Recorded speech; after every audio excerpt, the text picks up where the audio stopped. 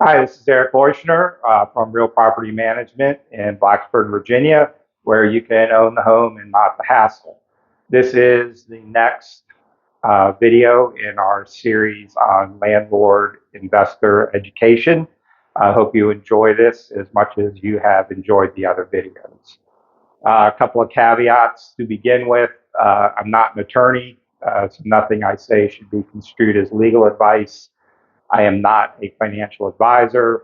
Nothing I say should be construed as financial advice either. I am a licensed real estate agent in the Commonwealth of Virginia and a realtor. So, big question, why should I rent my house, or why should I get into the property investment business?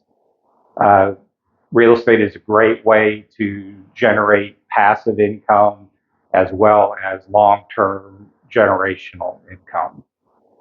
However, before you get into investing in real estate or just putting your home on the market for whatever reason, there's a few questions that you need to ask yourself. This can be a very stressful business. There's a lot more to it than people often think. And so these are 5 questions that you should probably ask yourself before you go into this. And there's no right or wrong answer to any of these. It's just something you have to ask yourself, and you have to be truthful with yourself when you answer these questions to see if you really want to get into doing this. So the first question is financial readiness. Um, if you are depending on that rent payment to be on time every single month without fail, so that you can pay your mortgage or other expenses, that's not a good position to be in. You need to have a little bit of a buffer so that you can respond and pay your mortgage if the rent is late or the house is unrented. There will be times that the house is vacant. It will not be rented 365 days a year for the next 10 years. If you change tenants, you're at a minimum going to have 10, 15 days without a tenant to get the house ready, and generally it can run longer than that. You also need to have an emergency fund. Um, if the heater goes out in the wintertime, as a landlord, you're required to replace that in a timely manner. If the water heater goes out, again, you have to supply hot water in the property. That's a requirement in most states. I know it is in Virginia, but it probably is in most other states as well.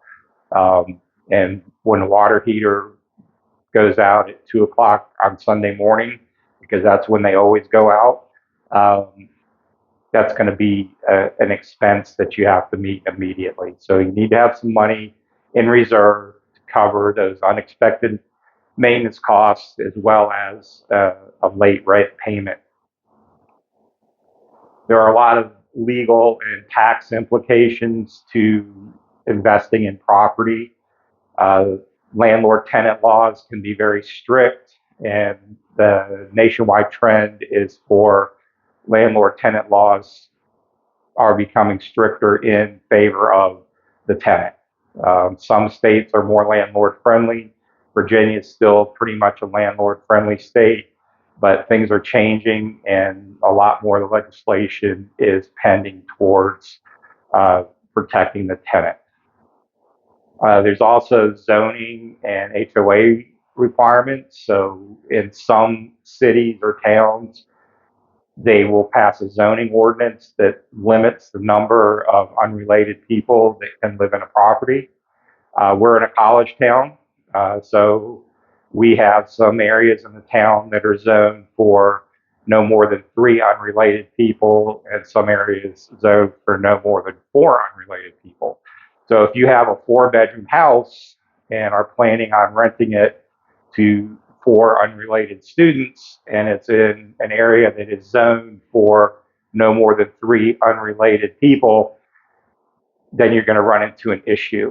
And you just need to be aware of those things before you go into this and make sure that your property is in a suitable area.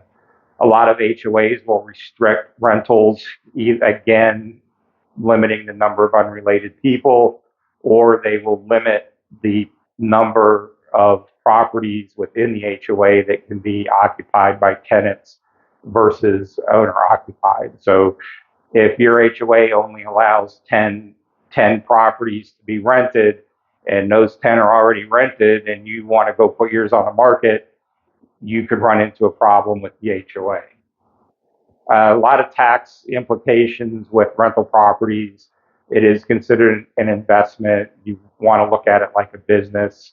There are a lot of benefits, tax benefits to investing in real estate. Best thing to do is talk to your CPA or tax advisor and find out exactly how that's going to impact you. You have to be emotionally ready to do this. Some people see the rental property as just a piece of property that's there to make money. Other people have deep emotional attachment to the house. Maybe it was grandma's house and she passed, and you want to keep the house in the family, but nobody lives there. So you're thinking, hey, we can keep it in the family by renting it. But that tenant is not going to care for that house the same way that you are. And that's not to say that you should allow the tenants to damage your property, but you need to be prepared for the property to potentially be damaged.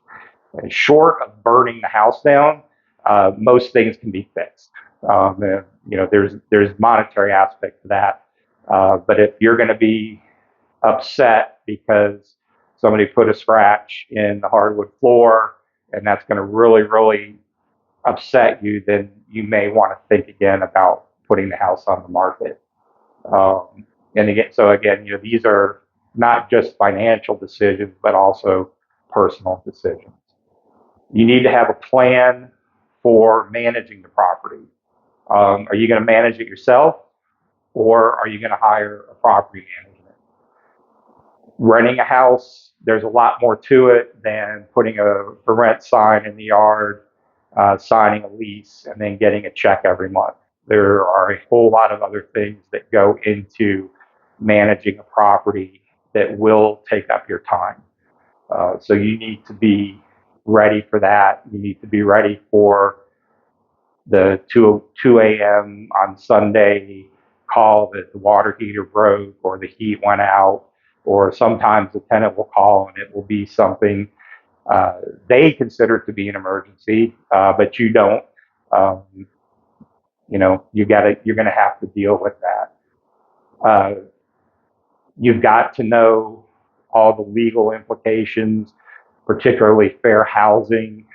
Fair housing is very strict, and they are very swift, and the fines are huge, tens of thousands of dollars for a first offense, and ignorance will not be an excuse with the Fair Housing Board. They will come after you and come after you hard if you discriminate against somebody, and it's very easy to do that. There are a lot of protected classes, and it's very easy to violate that. We'll have another video on fair housing and what some of those protected classes are later on in the series. You need to know what current market conditions are in your area. An advantage to using a property manager is that they do it every day. So they are up and current on what the market conditions are. A lot of times, somebody will say, my neighbor's getting $1,500 a month, so I should get $1,500 a month. And that may not be true. When your neighbor signed the lease with their tenant, that house may have been rented for more, the market may have been higher, and the market may not be that high right now. So just because your neighbor's getting $1,500 doesn't mean you're going to get $1,500. You may only get $12. or 14 or 1,000. It really depends on what the market is doing at the time that you put your property on the house or put your property on the market.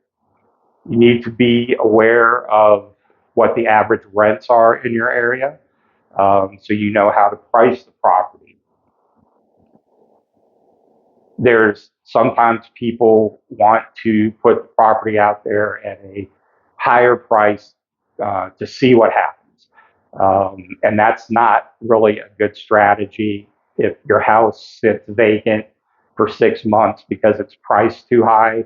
Uh, Generally speaking, once you lower the rent, you would have gotten more money by starting 60 days ago at the lower rent.